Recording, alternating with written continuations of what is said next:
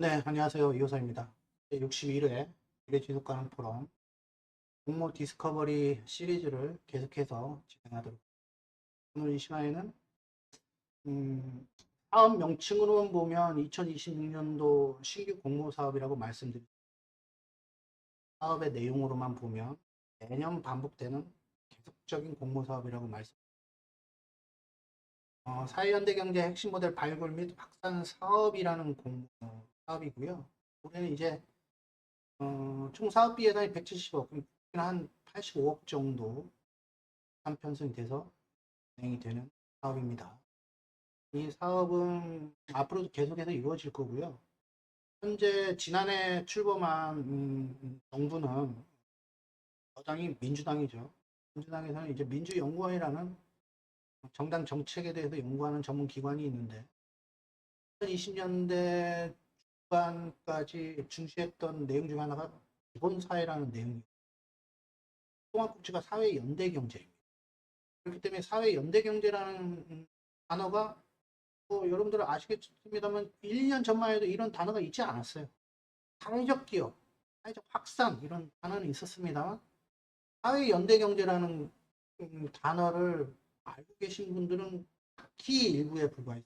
근데 그 내용을 살펴보면 이 사회연대경제는 별다른 게 아닙니다. 그러니까 우리 지역에서 또는 정부에서 어떠한 공공사업, 공공정책들을 펼쳐나감에 있어서 공무원, 공관이 주도가 되지 아니하고 중간 지원 조직이 주도가 돼서 진행할 때, 특히 중간 지원 조직이 우리 주민들로 이루어졌을 때, 그러한 주민들로 이루어진 지역 사회의 어떤 사업들, 정책들을 운영, 지원, 관리해 나가는 중간 지원 조직을 사회연대경제라고 보시면 됩니다. 그러니까 특별한 내용이 아니라는 말씀을 거듭해서 말씀드립니다. 개인적인 바람이라면 정부에서 사회연대경제라는 새로운 단어를 좀 사용하는 것도 괜찮겠죠. 그럼에도 불구하고 좀 더 알기 쉽게 우리 어차피 주민들이 참여를 해야 된다라는 반드시 필수적인 요건을 가지고 있는 사업이기 때문에 알기 쉽게 좀 풀어서 이 사업을 설명해 줬으면 하는 바람이 있었습니다만 어찌됐든 이 사회연대 경제 사업은 매년 지속이 된다 이렇게 말씀을 먼저 드리고요. 지금까지는 이제 기업들은 따로, 뭐 관은 따로 그렇기 때문에 이 기업과 관이 연결시켜줄 수 있는 어떤 포인트들이 좀 부족했다. 이런 것들을 이 사업의 추진의 배경이라고 이게 밝히고 있습니다만, 그러나 이제 이 현상들은 매번 있었던 현상이기 때문에 새로운 현상이라고 보여지진 않고요. 민관이 협력해서 지역에 의미 있는 사업들을 발굴해 나가는데 그런 활동하는 데 부족한 재원들을 국비로 충당을 해주겠다. 뭐 이 정도로만 이해를 하시면 될 것 같습니다. 그래서 이 사회연대 경제는 행안부 편에서 제가 지금 오늘 소개를 해드리고 있습니다만 당연히 이 일자리라고 볼 수 있는 거거든요. 속성이. 그래서 이제 노동부나 또는 국토부, 농림부, 문체부 모든 부처에서 다 관련이 있습니다. 그래서 부처 합동 부처 협력 사업이라고 말씀드릴 수 있고 행안부에서만 이 사회연대 경제와 관련된 사업이 나오는 게 아니고 다른 부처에서도 계속해서 이 사업이 단독적으로 나오기 때문에 우리 지자체 입장에서 어떻게 해야 되겠습니까? 당연히 우리 지역에 있어서 사회연대 경제가 하나가 있는 게 아니잖아요. 매우 많이 존재할 거기 때문에 그런 것들을 평상시에 좀 정리를 해놓으면 그때그때 나오는 공모사업에 대해서 바로바로 대응을 해 나갈 수 있다. 이렇게 생각한다면 매우 의미 있는 사업이다라고 말씀드릴 수 있어요. 올해는 총 사업비가 이제 170억이고 국비가 5대5 매칭이기 때문에 85억 정도, 개소당 한 5억 정도를 배정을 했습니다만 이 사업은 계속해서 늘어날 것이고 제가 처음에 설명드릴 때 보면 발굴 및 확산 사업이잖아요. 그러니까 선도 사업, 시범 사업 이런 사업들은 다 본 사업으로 갑니다. 그렇기 때문에 올해 이 시범 사업에 준하는 공모 사업이기 때문에 향후에 이 사업은 본 사업으로 올라가게 되면은 보다 이 사업 예산이나 공사업의 이 범위가 확장되리라고 볼 수밖에 없는 거죠. 당연한 논리입니다. 그런 내용들을 보시고요.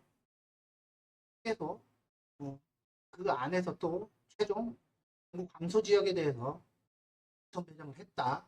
이런 내용들을 좀 여겨볼 수 있고요. 이 내용은 계속해서 커져 나간다. 될 수밖에 없다. 그러니까 올해 안 되셨더라도 아유 안 되네 하지 마시고 렌트들은 이미 경쟁률에서 일단 다음 연도에는 배제될 수밖에 없기 때문에 안 된 지자체들은 당연히 경쟁률이 떨어지겠죠. 선정될 확률이 높아지는 겁니다. 계속해서 관심을 갖고 다음 후임자들이 계속 이어서 사업 내용을 완성해 나가시면 생각이 됩니다. 중간 지원 조직, 사회 연대 경쟁은 중간 지원 조직이기 때문에 당연히 이 민관 협의체가 구성이 돼야 되고요.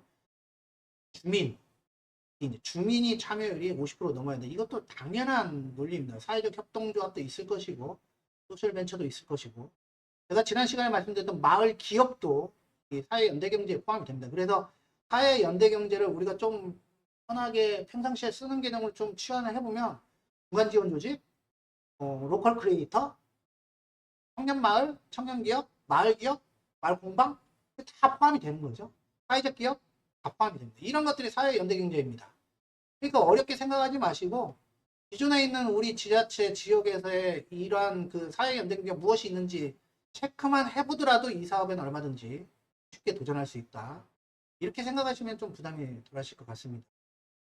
그래서 저도에 말씀드렸을 때 이 사회적 기업은 5대 주요 적용 분야가 있습니다. 일상생활, 지속 가능성, 인적 분야, 지역사회 기면, 지역 특화, 경제구조 분야라는 5대 적용 분야가 있고 그리고 6개의 모델이 존재합니다. 지역 순환 경제, 지역 활성화, 지역 자율, 지역 공동체, 생활 서비스, 공서비스 혁신. 우리가 이렇게 5개, 6개 이런 식으로 X축과 Y축으로 나뉘게 되면 일단 사업을 준비함에 있어서도 뭐부터 해야 될지 이게 사실 고민되는 내용이고 아유 이게 또 시간이 들어가는 부분이 되는데 일단은 이 매트릭스를 보면 5대 분야와 6대 유형을 좀 이렇게 30개죠.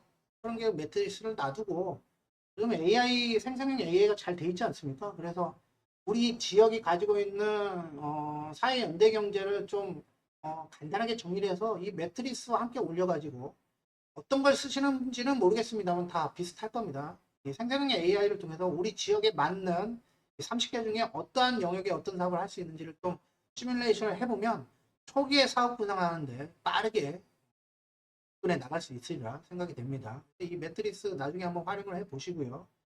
지자체 사례는 올해 신규 사업이기 때문에 그런 관점에서 보면 사례가 없다고 말씀드릴 수 있는데 제가 말씀드린 바와 같이 중간 지원 조직 그리고 사회적 협동조합, 마을 기업, 로컬 크리에이터 이런 부분들이 사회 연대 경제에 포함되기 때문에 사례들은 무궁무진하다라고 말씀드릴 수 있습니다. 인천 강화, 경주, 김제, 광명 그리고 이제 생활 서비스 측면에서 보면은 뭐 영암, 아산 그리고 지속 가능성 측면에서 보면은 청주, 경기도 이런 수많은 사례들이 있습니다. 참고만 하시고 스스로 검색하는 게 더 빠르게 더 이해를 해 나가실 수 있습니다. 그래서 소개 드리는 측면에서 그걸 좀 만들어 본 겁니다. 공사업 계획서 작성은 역시 사업 개요, 그 다음에 우리 지자체가 하려고 하는 사회 연대 경제의 차별성이 무엇인지, 그리고 우리가 하려고 하는 이 사회 연대 경제가 기존에와 더불어서 향후에 하려고 했을 때, 즉 실천 가능, 즉 피자빌리티가 높은, 실행 가능성이 높은 사업이다라는 것을 부각시켜야 되겠죠.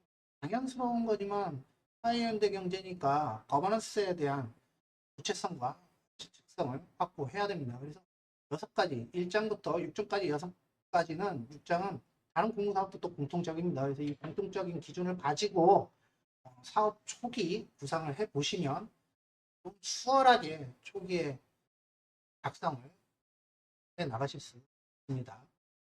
핵심 구조는 말씀드린 바와 같이 이제 차별성인데 차별성에 너무 스트레스 많이 받아 하지 마십시오. 지역마다의 중간 지원 조직이나 사업의 구성 또 사회적 협동조합은 다 다르기 때문에 그러한 그 사회 연대 경제가 가지고 있는 특성들을 잘 설명을 해 놓으시면 그게 바로 혁신성과 차별성이라고 보여지고요. 그리고 피자빌리티라고 말씀드렸죠. 그래서 실행 가능성. 이게 실행 가능성의 핵심은 역시 주민이 정말로 실질적으로 참여 가능하고 참여할 계획이 있는지에 대해서 실증적으로 기술이 돼야 된다. 이 부분입니다. 그러니까 두리뭉실하게 써지거나 일단 공모사업만 선정이 돼야겠다라는 수준을 쓰면은 평가위원들이 바로바로 알아냅니다. 그렇기 때문에 좀 실증적으로 사전에 지역주민과 협의가 돼야 된다. 그런 말씀을 드리고요. 이 사업은 보통 이제 2월에서 3월 정도에 공모가 진행됩니다. 진행이 되고 내년에도 아마 마찬가지일 겁니다. 왜냐하면 이제 연 단위로 이 사업이 진행돼야 되기 때문에 하반기에 진행되기 때보다는 상반기에 특히 1, 4분기에 설 연휴를 전후해서 끝나고 나면 바로 열린다고 생각하시고 4, 4분기에 뭐 예산 편성 때문에 뭐 바쁘시겠습니다만 담당 부서에서는 이 사업이 많지 않습니다. 한 10페이지에서 15페이지 정도 되는 내용이기 때문에 미리미리 좀 준비하시면 시간적 여유도 좀 가지면서 충분히 스트레스 받지 않고 평상시에 준비해 나가시리라고 생각이 됩니다.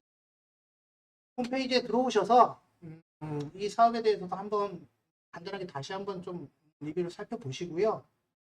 다른 사업에 대해서도 계속 공모 한 컷으로 제가 소개를 해드리고 있습니다. 사업에 대해서 좀 살펴보시면 내년도에는 좀 더 손쉽게 그러니까 공모가 선정되고 안 되고를 떠나서 평상시에 좀 부담이나 스트레스를 좀 덜 수 있는 그런 심적 안정성 정도는 가져갈 수 있다 생각이 됩니다. 그래서 저희 홈페이지 들어오셔서 다양한 공모사업의 정보들을 상당히 좀 확인해 보시면 도움이 되리라 생각이 됩니다. 네, 이것으로 마치고 다음 시간에도 행정안전부의 다른 공모사업에 대해서 소개해 드리는 시간을 이상으로 마치겠습니다. 고맙습니다.